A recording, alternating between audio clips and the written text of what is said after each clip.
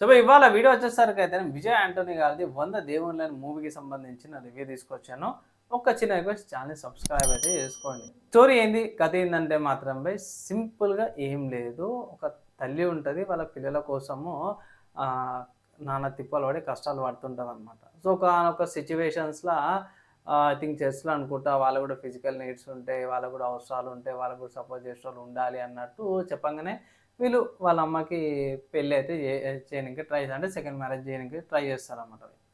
So, ఇక్కడ మీకు movie మొత్తంలో గూడా ఒక ఫస్ట్ హాఫ్ తో పాటే మీకు సెకండ్ హాఫ్ 20 మినిట్స్ దాకా గూడా మీకు విజయ్ ఆంటోనీ గారు కనిపియరు.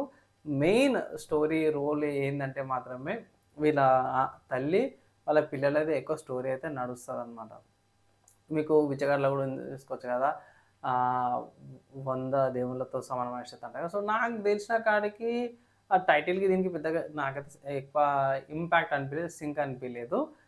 స్టోరీ అంతే ప్రిడిక్టబుల్, సింపుల్‌గా ఏం లేదు. ఇలాంటి స్టోరీస్ ఏందంటే ఈజీగా ప్రిడిక్ట్ చేయగలుగుతాము. And also ending happy ending ఉంటది. అంటే అరే! నెక్స్ట్ దానికి సీక్వెల్ లాగానో, ఎండింగ్ లాగా అట్లా ఏమి ఉండదు. సో, అండ్ ఆల్సో మీకు ఎండింగ్‌ల లైక్ మూవీ ఎండింగ్‌లో గూడా వీళ్ళు మెన్షన్ చేస్తారు. ఇది ఆల్రెడీ రియల్‌గా జరిగింది. సో, రియల్‌గా జరిగిన దాన్ని బేస్ చేసుకొని వీళ్ళు ఈ మూవీనైతే తీసిర్రనేసి చూపిచ్చిర్రనమాట.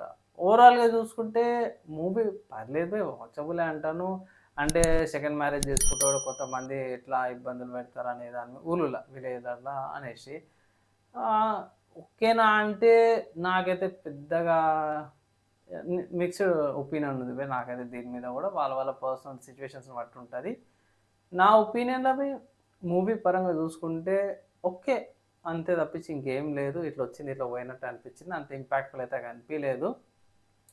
ఇన్ కేస్ చూడాలనుకుంటే మాత్రం మీ ఒపీనియన్ మీరు చూసుకోవచ్చు. ఓవరాల్‌గా నేను ఇచ్చే రేటింగ్ చూసుకుంటే మాత్రమే 2 ఔట్ ఆఫ్ 5 రేటింగ్స్ ఇస్తున్నా. అన్న అంత మంచిగా చెప్పినావుగా అన్న, అంత తక్కువ రేటింగ్ ఇచ్చినావు అన్న అంటే మాత్రమే ఫస్ట్ విషయం ఏందంటే ఇది కొంచెం కాంట్రోవర్షియల్ లాగా ఉంటది. అండ్ ఇంకొకటేందంటే సొసైటీ లాగా గూడా ఉంటది. అది పక్కకు పెట్టేసినా సరే మూవీ వచ్చేసరికైతేనేమో ప్రిడిక్టబిలిటీ చానుంటది.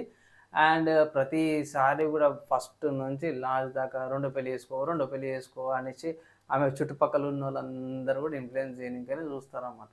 సో, అది ఏమంటారు సాఫ్ట్‌గా అదే చెయ్యి అన్నట్టు ఉంటది. సో, అదొకటి కనిపించింది డ్రాబ్యాక్ లాగా ప్రతిసారి చెప్పడం. కీ స్పెసిఫికేషన్స్ అంటే కీ పాయింట్ అంటే కీ సినారియోస్‌లో చెప్తే ఏం కాదు గానీ, ప్రతిసారి అదే నానుడు, అదే రుద్దుడు అని కూడా చూపియడము. వీళ్ళ పిల్లల పెళ్ళికి, వీళ్ళ మదర్ మ్యారేజ్‌కి లింక్ పెట్టుడు. సో, అది కొంచెం సెన్స్ అనిపియలేదు నాకు.